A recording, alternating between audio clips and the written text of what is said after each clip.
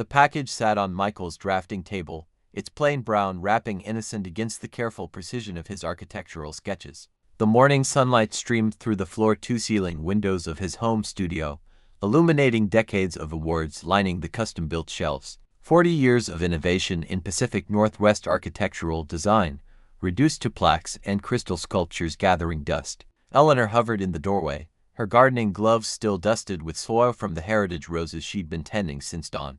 At 65, she maintained the lithe grace of the ballet instructor she'd been when they first met at Portland State University in 1981. Her silver-streaked auburn hair was tied back in a loose bun, wisps framing a face still beautiful despite the worrying lines that had deepened over the past decade. "It came while you were in the shower," she said, voice tight with apprehension. "Special delivery on a Sunday morning." The courier made a point of saying someone paid extra for weekend service. Michael ran his hand over the surface of the package, feeling the weight of it. Not particularly heavy, roughly the size of a shoebox. No return address visible on the plain brown paper, just the delivery service logo and their address printed in generic font. "Who sends packages on retirement day?" he mused, reaching for the antique letter opener that had been a gift from his firm's partners when they broke ground on the Portland River Museum 10 years ago. Eleanor stepped forward quickly, her movements still carrying the dancer's precision that had first captivated him in college. "Michael, wait." Her fingers closed around his wrist with surprising strength. "Look closer." He paused, following her gaze to what he'd missed entirely: tiny punctures along the sides of the box, meticulously crafted in rows, almost invisible unless you knew to look for them. "Air holes," he said, the realization dawning slowly. She nodded, her green eyes never leaving the package. "Something's alive in there." The implication settled between them like a physical presence. There was only one person who would send him something like this today of all days. Only one person angry enough about yesterday's confrontation to retaliate so quickly, so calculatedly. "Victoria," he said, the name settling like lead between them. Eleanor's face tightened, the lines around her mouth deepening. "I'll call animal control." As she moved toward the phone, a soft rustling sound emerged from the box, followed by a scratching that made them both freeze. Whatever was inside was waking up, becoming active in its cardboard prison. "Use the kitchen phone," Michael said quietly, "and stay there until they arrive." She hesitated. "You're not staying in here with it." "I'll be right behind you."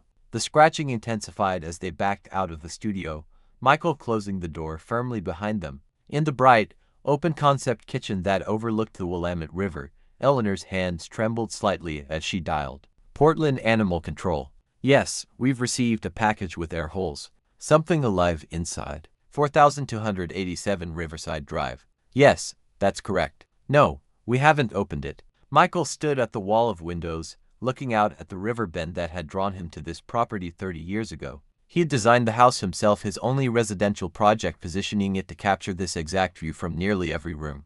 The water flowed serenely past, indifferent to the human drama unfolding in the glass and cedar structure perched on its banks. "They're sending someone right away," Eleanor said, joining him at the window. "And I called the police too.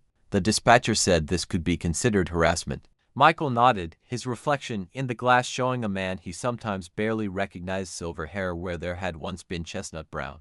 Deep lines around eyes that had once been sharp enough to draft complex designs without computer assistance. At 68, he still maintained the straight posture and broad shoulders of the college swimmer he'd been, but time had gradually claimed its territory on his face and hands. "Should we wait outside?" Eleanor asked, glancing nervously toward the studio door. "No," Michael decided. "Whatever's in there is contained. We're safer waiting here." The silence stretched between them, filled with the weight of unspoken thoughts. "I never thought she'd go this far," Eleanor finally whispered.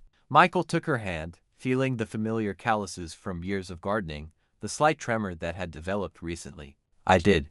3 weeks earlier, the June issue of Portfolio, the Northwest's premier architecture magazine, featured Michael's River Museum project prominently, 6 glossy pages celebrating the crowning achievement of his 40-year career. "Reynolds revolutionizes riverside spaces," the headline declared, alongside a full-page photo of him standing before the sweeping glass font that had become his signature. The article detailed the innovative water management systems he'd incorporated, the indigenous-inspired elements that honored the river's historical significance to local tribes, and the precisely calculated angles that maximized natural light while minimizing energy consumption. A sidebar featured quotes from industry leaders praising his vision and technical mastery. "Dad, this is absolutely amazing," Victoria exclaimed, flipping through the magazine at their monthly family dinner. Her manicured nails a deep burgundy that matched her lipstick traced the edge of the photo reverently. 6 full pages. This must be worth a fortune in publicity for the firm. They sat in the dining room of Michael and Eleanor's home, the space designed with the same thoughtful precision as every other element of the house. The custom-built cherry table could expand to seat 12 but was currently set for 6. Michael and Eleanor, Victoria and Ryan, and the grandchildren, 8-year-old Zoe and 6-year-old Lucas. Michael smiled modestly, passing the roasted potatoes to Lucas, who was carefully constructing a dam with his mashed potatoes to hold back the gravy. "The firm's doing fine. This is just a nice capstone before my retirement next month." Victoria's head snapped up, her fork pausing halfway to her mouth. "Retirement? You never mentioned that." "I've been talking about it for 2 years, Torai," he replied, using the childhood nickname she'd outgrown, but he hadn't. "I'm turning 68 next month. Eleanor and I want to travel while we still can." Ryan, his son-in-law, leaned forward with sudden interest, the perpetual look of boredom briefly vanishing from his angular face. "Travel's expensive these days. You must have been planning for this financially for some time." Michael met his gaze steadily. "That's generally how retirement works, yes." Ryan Mason had entered their lives 12 years ago, sweeping Victoria off her feet with his Boston pedigree and tales of his family's historical wealth. That wealth had proved more historical than current, something they'd discovered only after the lavish wedding Michael and Eleanor had funded at Victoria's insistence. "Grandpa, look," Lucas interrupted, holding up his plate. "I made a retention wall like in your museum." Michael examined the potato construction with exaggerated seriousness. "Excellent structural integrity. You might have a future in architecture." The boy beamed, his smile revealing a missing front tooth. Unlike his sister's dark coloring that matched Victoria, Lucas had inherited Michael's hazel eyes and the Reynolds family tendency toward methodical observation. "Architecture is fine," Ryan interjected, "but the real money's in development." "That's what I've been telling Lucas. Build it, sell it, move on to the next project." Michael bit back a response about the soullessness of Ryan's approach to buildings as mere commodities. At 6, Lucas didn't need to be caught in another ideological crossfire between his father and grandfather. "Who wants dessert?" Eleanor asked, smoothly changing the subject. "I made your favorite chocolate mousse, Zoe." The conversation shifted as Eleanor brought out dessert, but Michael caught the calculating look that passed between Victoria and Ryan across the cherry table he'd commissioned from a local craftsman. It was a familiar expression, one that had preceded countless emergencies over the years: business opportunities that needed immediate investment, unexpected medical bills, house repairs that couldn't wait. Later, while Eleanor was showing the grandchildren the new koi pond in the backyard, Michael went to his study to retrieve some architecture books he'd promised to loan Lucas. The boy had shown a genuine interest in building design, spending hours with the blocks and model kits Michael kept for his visits. As he returned down the hallway, arms full of simplified design texts appropriate for a 6-year-old, he paused outside the living room door at the sound of hushed voices. "Did you see that spread? -1 pages in portfolio." Ryan's voice, uncharacteristically animated. "His firm must be worth millions if he's a founding partner." "Of course it is," Victoria replied. "He owns 40% of Reynolds, Chen and Associates, and now he's retiring. Perfect timing for us to finally get what we deserve." "What do you mean?" "I mean," she lowered her voice further, forcing Michael to strain to hear, "that inheritance isn't just for after they die. Why should we struggle while they're sitting on a fortune? They owe us after all we've been through." "You think you can convince him?" Victoria's laugh held no warmth. "I've been managing my father since I was 12. Trust me, he'll transfer the funds. He always does. Remember last year when we needed the down payment for the vacation property in Bend? One lunch with him, a few tears about wanting the kids to experience nature like I did growing up, and he wrote a check for $45,000. That property would be worth a lot more now if you'd let me sell it when the market peaked," Ryan grumbled. "The point is," Victoria continued as if he hadn't spoken, "Dad's got a soft spot a mile wide when it comes to family. He talks about boundaries, but he never enforces them. Not when it really matters." Michael backed away silently, the architectural books forgotten in his hands. The The conversation replayed in his mind throughout the evening as he watched Victoria fawn over Eleanor's cooking and Ryan compliment the craftsmanship of the home Michael had designed himself 30 years ago. When they left, Victoria hugged him tightly. "We should talk soon, Dad, about your retirement plans. I have some ideas that might help." He nodded, already knowing what those ideas would entail. The first request came 3 days later. Victoria called during his lunch meeting with the firm's succession planning committee. "Michael, we need to finalize the transition of your client relationships," Sophia Chen was saying. His partner of 30 years and the only person who still called him by his full name rather than Mike had her reading glasses perched on the end of her nose as she reviewed the documentation, particularly the Westland Development account. "They're nervous about continuing without you." His phone vibrated insistently in his pocket. Once, twice, 3 times in rapid succession. Then again with the special pattern he'd assigned to Victoria's number an emergency bypass of his Do Not Disturb settings. "Excuse me," he said, standing up. "I need to take this. Family matter." He stepped into his private office, the corner suite with views of both the river and Mount Hood on clear days. The furnishings were minimal but precisely chosen: a standing desk custom-built to his height, an ergonomic chair he rarely used, and shelves lined with scale models of his most significant projects. "Victoria, what's wrong?" "Dad, it's an emergency," she said, her voice wavering with practiced distress. "The foundation on the house is cracking. The contractor says if we don't fix it immediately, the whole structure could be compromised. We need $37,000. Michael had heard variations of this story for 15 years since Victoria and Ryan had purchased their craftsman home in Portland Heights. There had been emergency roof repairs, urgent electrical rewiring, sudden plumbing disasters. Each crisis required immediate funds that the couple somehow couldn't access themselves, despite Ryan's supposedly lucrative consulting business and Victoria's position at a luxury real estate agency. "Send me the contractor's assessment," Michael replied calmly, looking out at the river flowing beneath the Morrison Bridge. "I'll have my structural engineer take a look." Silence stretched across the line. "There's no time for that," she finally said. "They're starting tomorrow. We already signed the contract." "You signed a $37,000 contract without confirming financing. We thought we could get a home equity loan, but our credit score took a hit when Ryan's business had that downturn last quarter." The explanation tumbled out smoothly, rehearsed. "Dad, we need this. The house isn't safe for the kids." Michael thought of the grandchildren, 8-year-old Zoe with her serious eyes and 6-year-old Lucas with Michael's own architectural inclination. They had always been Victoria's most effective bargaining chips. "I'll transfer $5,000 to help you get started," he said finally. "But I want to see that contractor's report." Victoria's response was immediate. "5,000? Dad, that's not even enough to. It's what I can do right now, Victoria. I'm in the middle of retirement planning." The line went quiet again. When she spoke, her voice had hardened. "I see. Your retirement is more important than your grandchildren's safety. I'll remember that." The implied threat hung between them. Michael had heard it before, the subtle suggestion that access to Zoe and Lucas depended on his financial generosity. "I'll expect that contractor's report," he repeated, and ended the call. When he returned to the conference room, Sophia gave him a knowing look. "Victoria again." Michael nodded, settling back into his chair. "Foundation emergency this time." Sophia murmured, making a note in her elegant handwriting. "Wasn't it the roof last summer? And the electrical system the Christmas before?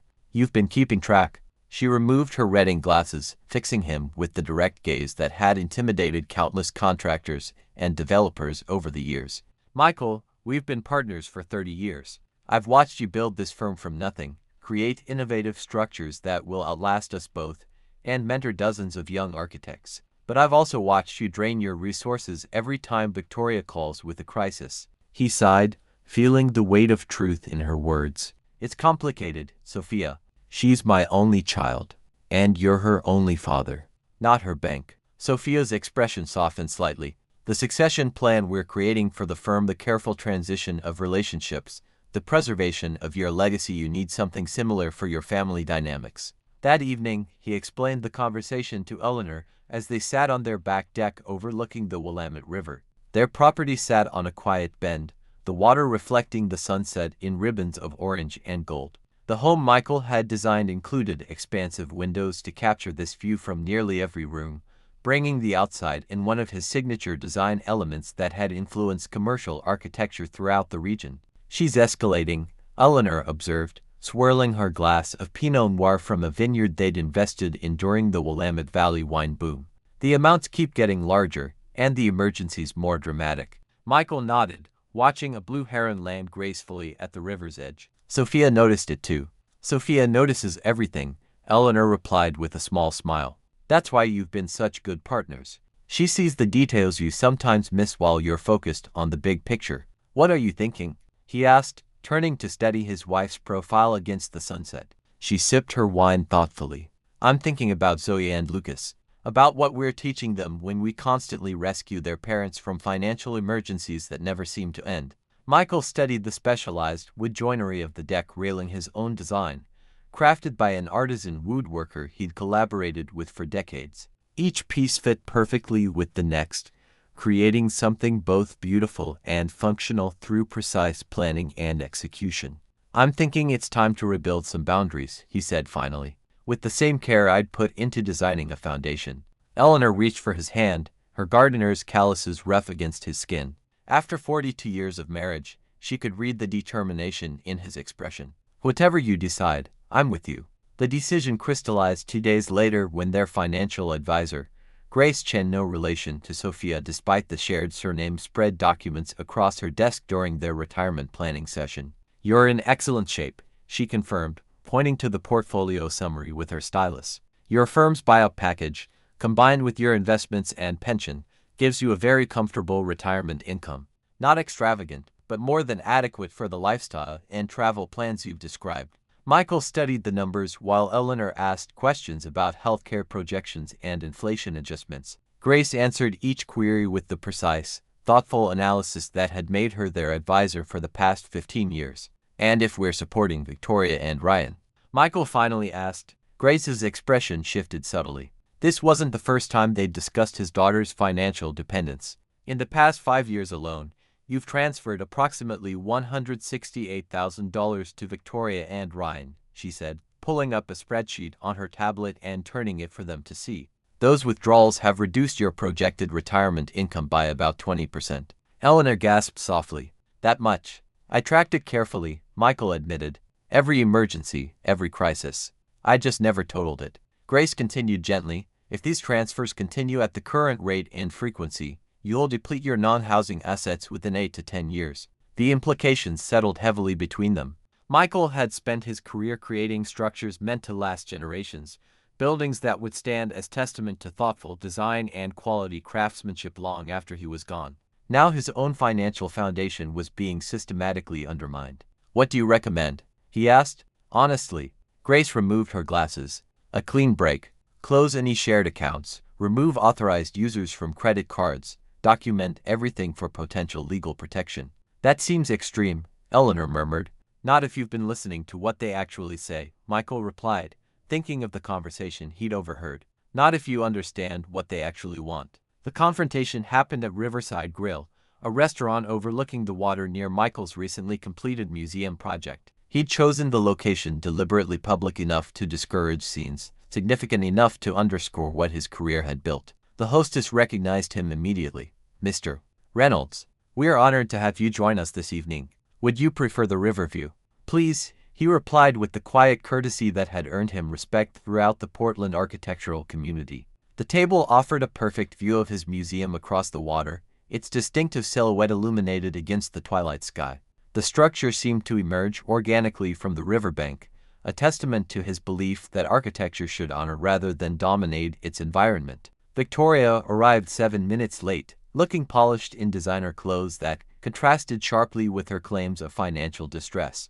Michael noted the new handbag Prada, if he remembered correctly, from Eleanor's fashion magazines, and the diamond tennis bracelet that certainly hadn't come from the costume jewelry section. Ryan trailed behind her, checking his phone with the perpetual expression of entitled boredom he wore when forced to participate in family functions. It vanished only when Michael mentioned the purpose of the meeting after they'd ordered drinks. "Financial boundaries," Michael explained, after the server had delivered Victoria's $20 craft cocktail and Ryan's imported beer. "Eleanor and I have been reviewing our retirement planning, and we need to make some changes." Victoria's smile remained fixed, but her eyes narrowed slightly. What kind of changes? I've removed you as an authorized user on my accounts. The monthly transfers to your household will stop effective immediately. And I've restructured our estate planning to create educational trusts for Zoe and Lucas that will be managed by a trustee. The smile vanished. You're cutting us off. After everything we've done for you? Michael raised an eyebrow. What exactly have you done for me, Victoria? We've included you in our lives, given you access to your grandchildren. Her voice rose enough that nearby diners glanced over. We could have moved to Seattle when Ryan got that offer last year, but we stayed in Portland for you and Mom. Michael remembered that offer, another fabrication that had resulted in a $15,000 relocation prevention gift from him and Eleanor. He'd later learned through industry contacts that no such position had ever been extended to Ryan. Victoria, he said quietly, I've calculated that in the past 5 years, I've given you and Ryan over $168,000. That doesn't include the down payment on your house, the cars, the vacations we funded. At some point, this has to stop. Ryan leaned forward, dropping the board FOD. Look, Michael, you're sitting on millions while we're trying to give your grandchildren opportunities. That's not fair. Fair, Michael repeated, the word tasting bitter. I worked 60-hour weeks for 40 years. I built my firm from nothing. I earned every dollar I have through talent, persistence, and countless sacrifices. And we're your family. Victoria hissed, reaching across the table to grip his wrist. Family supports family. Support goes both ways, Michael replied, gently extracting himself from her grasp. What I see is extraction, not support. An ongoing pattern of financial emergencies that somehow never resolve. We've had legitimate crises, Victoria insisted. You've seen the house repairs, the medical bills, I've seen the claims, Michael corrected.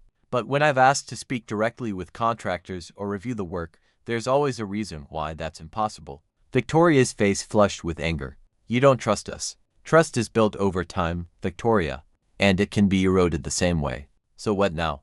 Ryan demanded. You just cut us off completely. The educational trusts will ensure Zoe and Lucas have what they need for college and beyond, Michael explained. But the direct transfers to you and now. Victoria's expression shifted from anger to calculation, a transition Michael had witnessed countless times since her childhood. She'd always been skilled at adjusting tactics when one approach failed. Dad, she said, her voice softening to the tone that had opened his checkbook so many times before.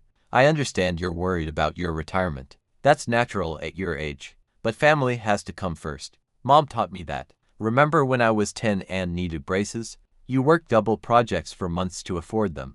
I remember, Michael said. I also remember telling you that money has to be earned, not expected. Somewhere along the way, you seem to have forgotten that lesson. Victoria's face hardened again. You'll regret this. When you're old and need someone to care for you, remember this conversation. I'm already old, Michael replied with unexpected humor.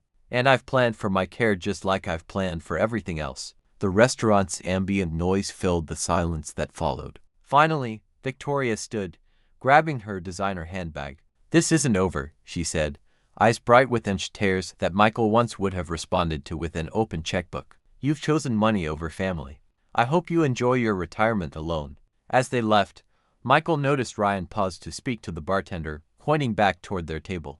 Minutes later, a $75 bottle of wine appeared charged to Michael's tab, a final petty gesture that spoke volumes about their sense of entitlement. He paid the bill, including the unrequested wine, and walked outside to where the evening air carried the scent of the river. Across the water, his museum stood illuminated, each angle and curve exactly as he had envisioned it years earlier, when it existed only as sketches and models. Architecture had taught him that the most beautiful structures required both vision and boundaries, careful constraints that channeled creativity into functional elegance. Perhaps family relationships weren't so different. 2 weeks passed without word from Victoria or Ryan.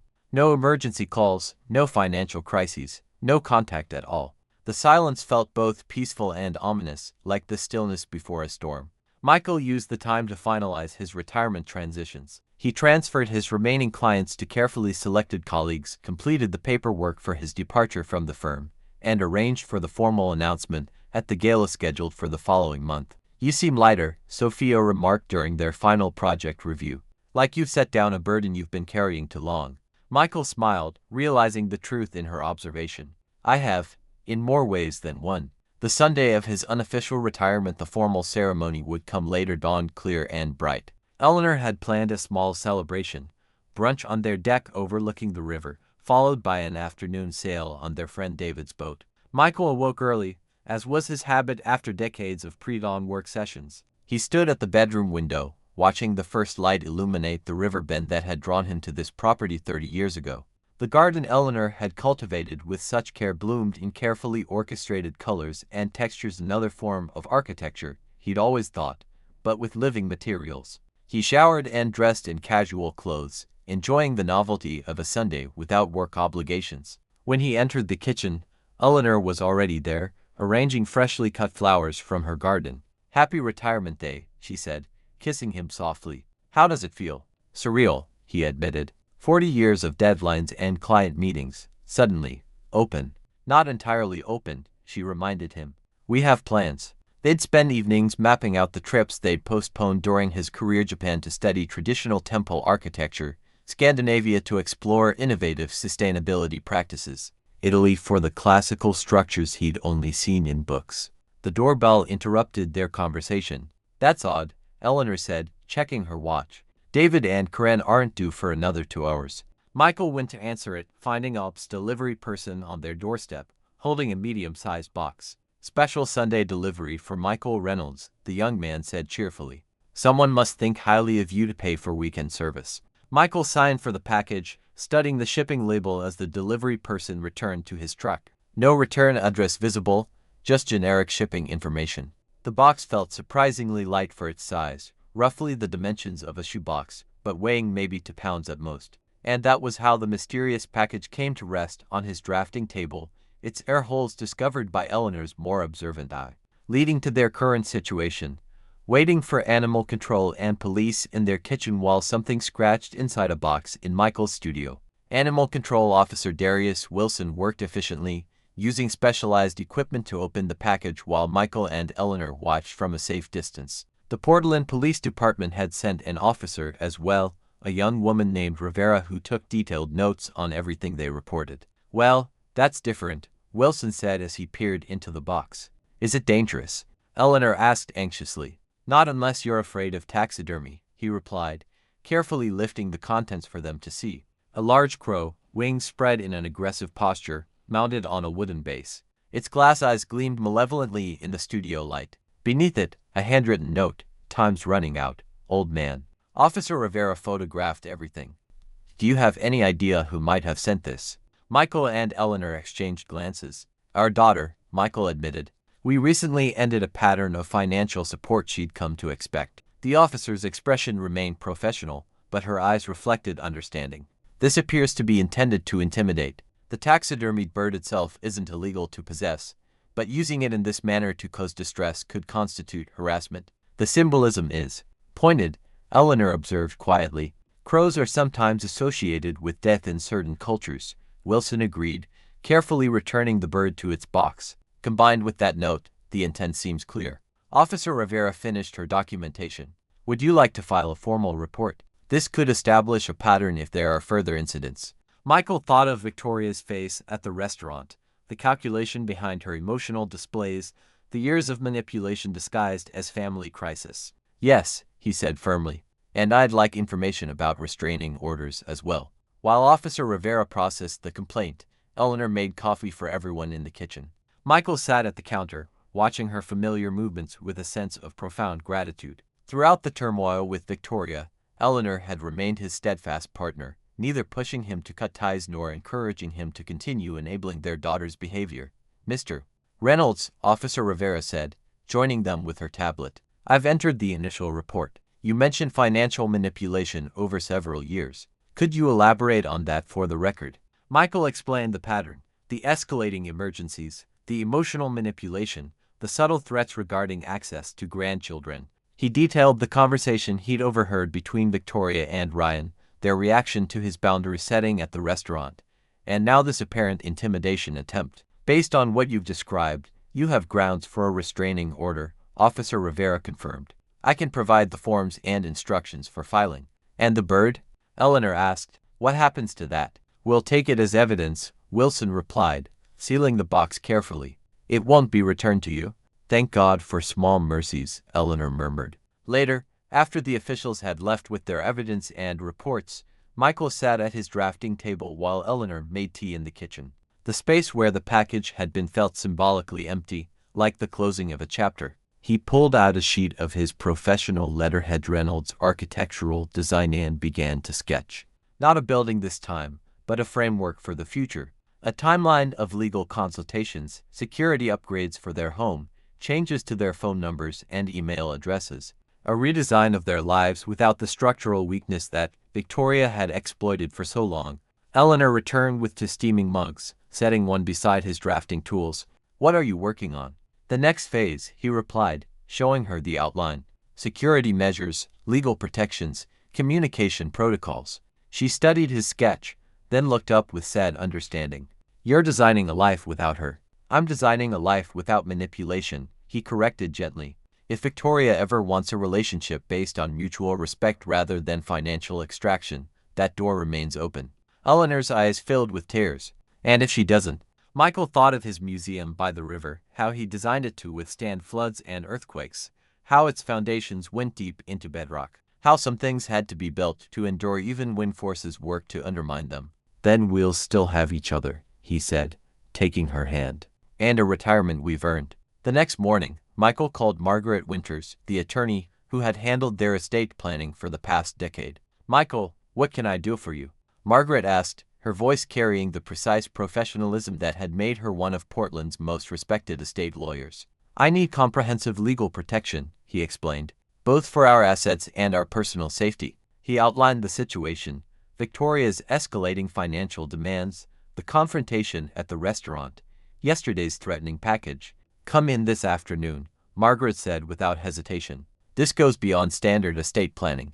We need to address multiple fronts simultaneously. At 2 o'clock, Michael and Eleanor sat in Margaret's office in the gleaming tower that housed Portland's premier law firm. Through the wall of windows, they could see Mount Hood in the distance, its snow-capped peak standing sentinel over the city. There are 3 components we need to address, Margaret explained, her silver hair pulled back in a sleek chignon that matched her tailored suit. First, restructuring your will and trusts to protect your assets. Second, filing for a restraining order based on yesterday's incident. Third, creating documentation of the pattern of behavior in case further legal action becomes necessary. She outlined each step methodically, ensuring they understood all implications and alternatives. For the estate planning, she continued, we'll create educational trusts for Zoe and Lucas that provide for their schooling and legitimate educational needs while preventing any access by their parents. What about Victoria?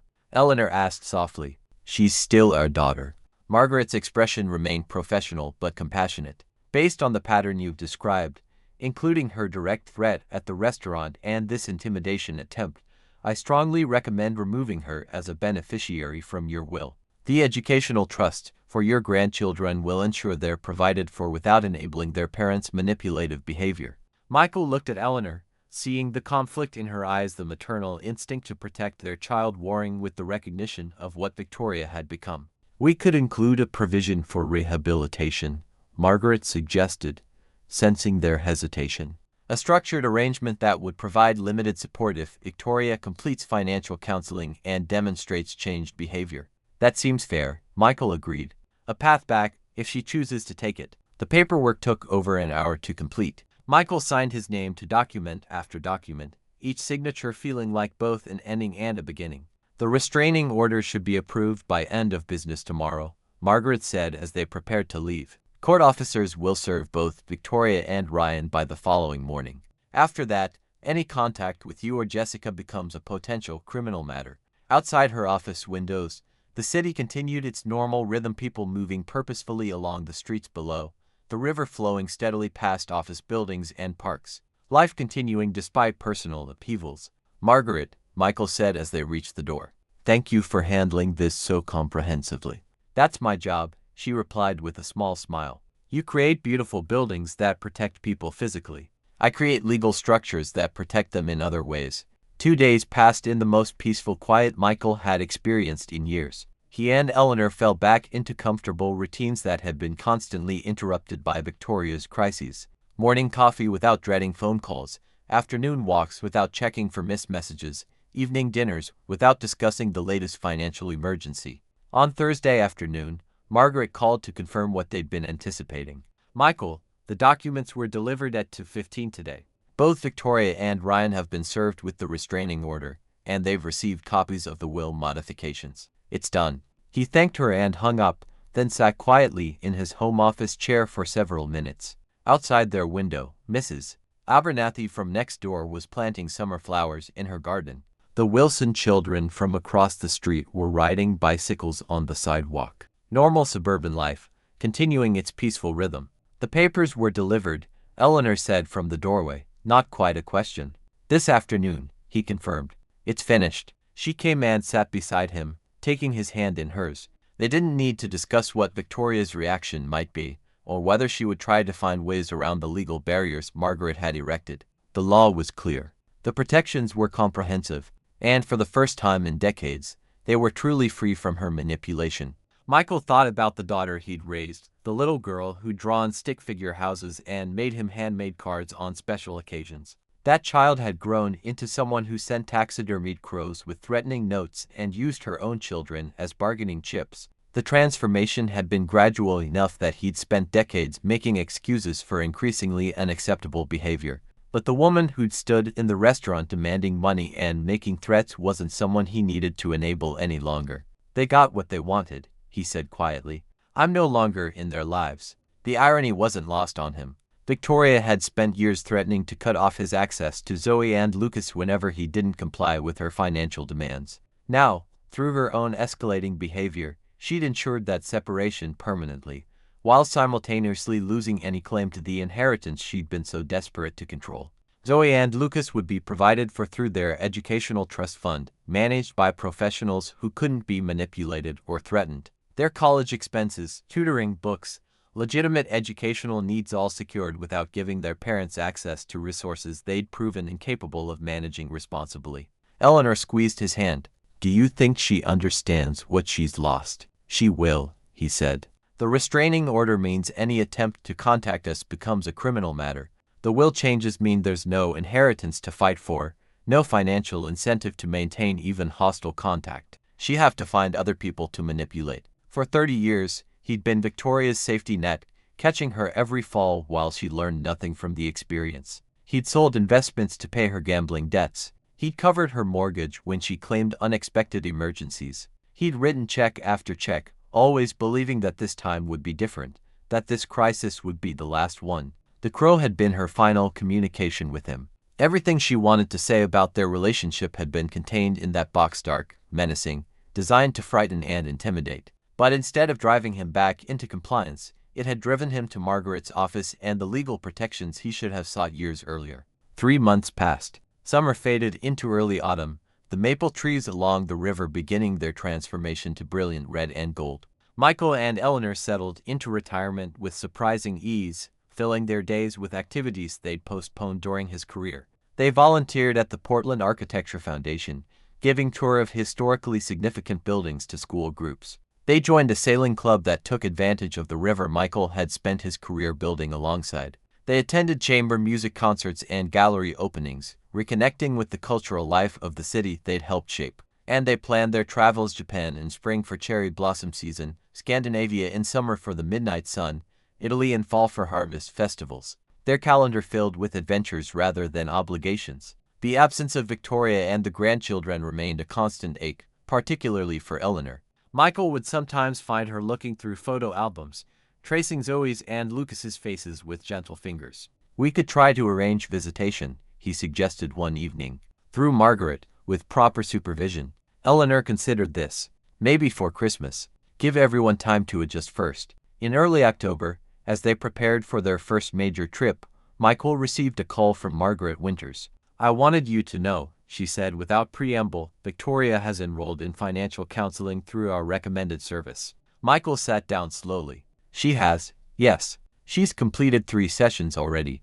The counselor reports she's engaged and seems committed to the process. And Ryan, not participating, Margaret replied. In fact, according to our sources, they're separated. Victoria has moved to an apartment with the children. The news settled like stones in water, creating ripples of implications. "Thank you for letting me know," Michael said carefully. "Does this change anything legally?"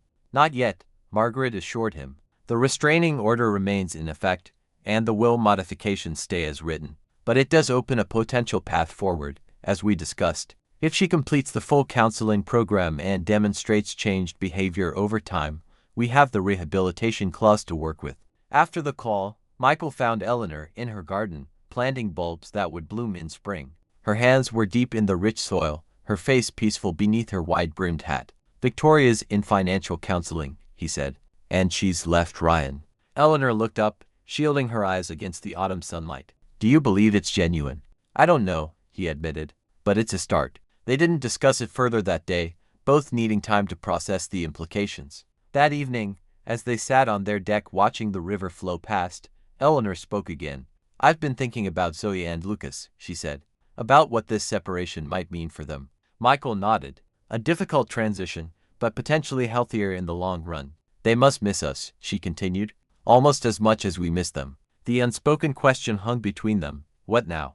What was the right balance between protection and connection, between boundaries and family ties? "We have options," Michael said finally. "We can maintain the legal protections while exploring supervised visitation with the grandchildren. We can continue funding their educational trusts while Victoria works through her counseling." "A phased approach," Eleanor observed. "Like your building projects." "Exactly. Foundations first, then structural elements, then finishing work. Each phase contingent on the successful completion of the previous one." They sat in companionable silence as darkness settled over the river. The lights of the city reflected on the water's surface, creating shimmering patterns that shifted with the current. "I designed this house to last generations," Michael said quietly, "with the hope that someday our grandchildren would inherit it." "They still might," Eleanor replied, "just not the way we originally planned." The weekend after the phone call from Margaret, Michael and Eleanor hosted a small gathering of close friends on their deck overlooking the river. The evening was perfect warm for October, with a gentle breeze stirring the changing leaves. The water reflected the sunset in ways Michael had envisioned when designing the house 30 years earlier. His former business partner raised a glass.